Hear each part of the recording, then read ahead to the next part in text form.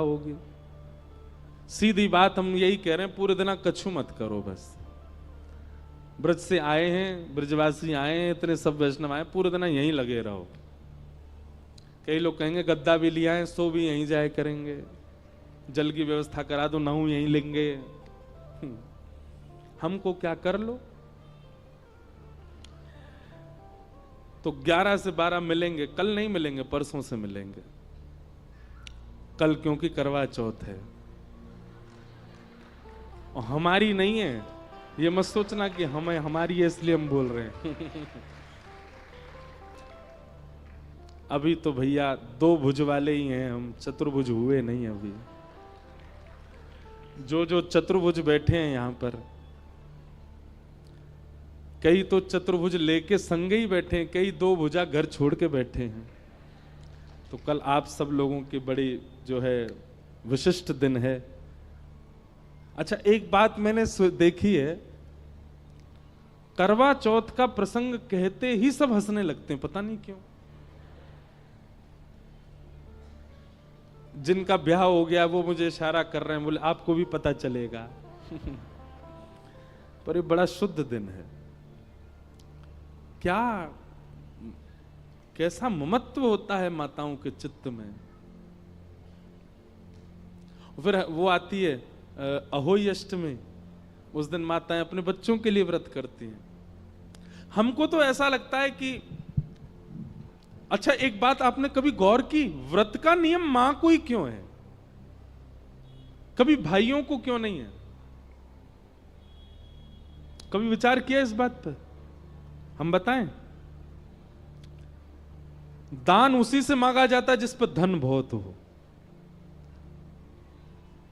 दान उसी से मांगा। अब जैसे कई बार कथा कहीं होती है तो कई कमेटी के लोग कराते हैं, तो वो बड़े बड़े धनवानों के यहां जाते हैं, बोले कथा हो रही है कुछ योगदान करिए। क्यों सामान्य के यहां क्यों नहीं जाते? उसका घर से ही पता चल रहा है भाई सामान्य है, इससे क्या मांगे हम, जो खुद का ही भरपाई कर ले। लेकिन जिसका दिखता हाँ घर गाड़ी सब बढ़िया संपन्न है, तो उससे कहते हैं भाई कथा हो रही है उसमें थोड़ा योगदान दो। ठीक वैसे ही माताओं को व्रत क्यों और अपने लिए नहीं कर रही हैं, वो कल का व्रत पति के लिए, अहोई अष्टमी का व्रत बेटा के लिए, बच्चों के लिए, बेटी के लिए, बहुत सारे व्रत होते हैं। और मां कभी अपने लिए व्रत करती ही नहीं है। सोमवार के व्रत किस लिए? बोले अच्छा पति मिल जाए इसलिए सोमवार के व्रत। मंगलवार के व्रत किस लिए? बोले मेरे पति बच्चे सब खुशी रहे, हनुमान जी आप प्रसन्न रखो। फिर और कौन से? बृहस्पतिवार का व्रत, बोले नारायण भगवान हमारे परिवार से प्रसन्न। अपने लिए नहीं करती हैं वो इतने व्रत क्यों करती हैं? और व्रतों के नियम सारे माताओं के लिए क्यों है? क्योंकि माताओं पे पुण्य इतना होता है कि उनके पुण्य पर पलते हैं उनके पति और बच्चे। माताओं का पुण्य ही फलता है बच्चों को, माताओं का पुण्य ही फलता है उसके पति को।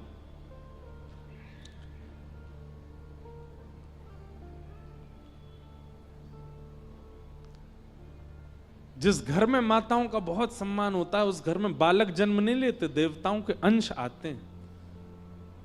कि यहां माताओं का बहुत सम्मान है, देवता ही जन्म लेते हैं। तो हमको कभी कभी ऐसा मन में भाव आता है, शास्त्रीय बात तो नहीं है पर मन में भाव आता है कि जब मां हमारे लिए इतना करती है, पत्नी हमारे लिए इतना करती है, हमको भी करना चाहिए। भाई लोगों को भी व्रत रखना चाहिए। दोनों संग ही जल पियो। पत्नी चंद्रमा देख के व्रत तोड़े, आप पत्नी को देख के व्रत तोड़ो। और यही करना चाहिए अहोई अष्टमी को बच्चों को। और बच्चे कब? जब थोड़े युवा हो गए हों, 18 वर्ष के हो गए हों, उनको भी कुछ नहीं खाना पीना चाहिए। अपनी मां के लिए व्रत करो, उनकी दीर्घायु के लिए व्रत करो। व्रत क्यों किए जाते हैं? हमारी आयु 2 चीजों पर निर्भर होती है, अन्न और शब्द। इसलिए व्रत 2 ही होते हैं, अन्न व्रत और मौन व्रत। ये व्रत 2 क्यों होते हैं? हम जितना बोलते हैं उतनी आयु घटती है, और जितना खाते हैं उतनी आयु घटती है।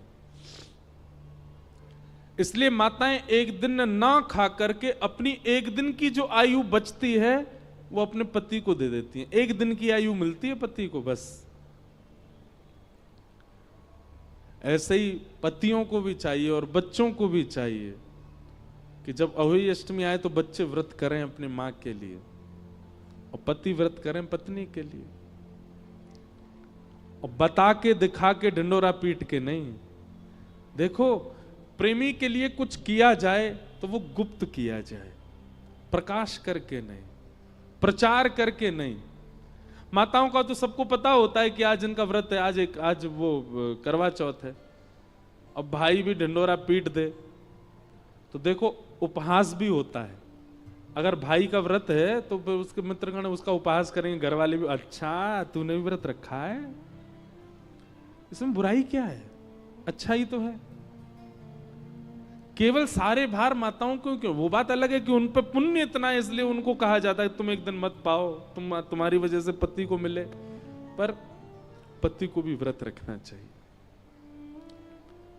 माताओं के व्रत रखने से पति की आयु बढ़ेगी और पति के व्रत रखने से प्रेम बढ़ेगा। माताओं के व्रत रखने से बालकों की आयु बढ़ेगी और बालकों के व्रत रखने से मातृत्व प्रेम बढ़ेगा। इसलिए शास्त्रीय बात तो नहीं, पर व्यासपीठ पर बैठ करके मन में उचंग आई है तो इसका मतलब है व्यासपीठ ही बुलवा रही है, रखना।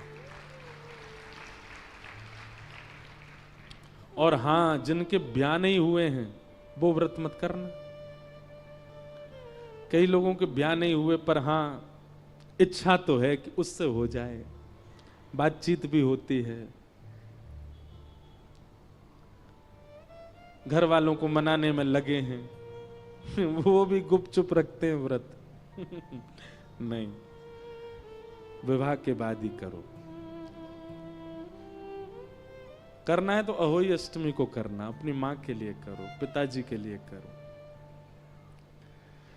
तो कल करवा चौथ है इसलिए कल छुट्टी है। कल आप लोग सुबह मत आना, कथा में आना। बाकी हम परसों से मिलेंगे 11 से 12।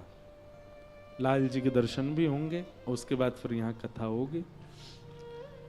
तो थोड़ी देर में महात्म्य पूरा कर देते हैं। ज्ञान का मतलब समझ गए किसको कहते हैं? यह विवेक उत्पन्न हो जाना, क्या सही है क्या गलत है, मेरे लिए, मेरे अपनों के लिए, समाज के लिए, यह बुद्धि विवेक प्रकट होना। अच्छा एक बात बताएं, पता सबको होता है कि क्या सही है क्या गलत है, पर उस सही गलत पर अमल करना, सही है ये रास्ता फिर भी उसको नहीं अपना के गलत पर जाते हैं, यह भी गैर आध्यात्मिक व्यक्ति का लक्षण होता है। जो आध्यात्मिक नहीं होता ना, उसको पता है कि ये गलत रास्ता है, ये सही रास्ता है, वो फिर भी गलत पर चला जाता है। क्यों? आध्यात्मिकता ही, भगवान नाम ही, भगवत कथा ही हमको इतना बल देते हैं कि हम सही रास्ता देख के सही पर चलें। दुनिया में सबको पता होता है कि वो गलत क्या कर रहा है। ये बात भूल जाइए कि आपने अनजाने में किया ना। 0.1% ऐसा होता है कि कोई व्यक्ति अनजाने में कुछ गलत करे, सब जानबूझ करके गलत करते हैं। हमको पाप क्यों लगता है, हम नरक क्यों जाते हैं? यमराज ये तो कहते हैं क्योंकि हमको पता था कि ये पाप है फिर भी हमने किया। कथा विवेक बुद्धि जागृत कर देती है और विवेक बुद्धि जागृति नहीं करती, जागृत करने के बाद सतमार्ग पर चलवाती भी है।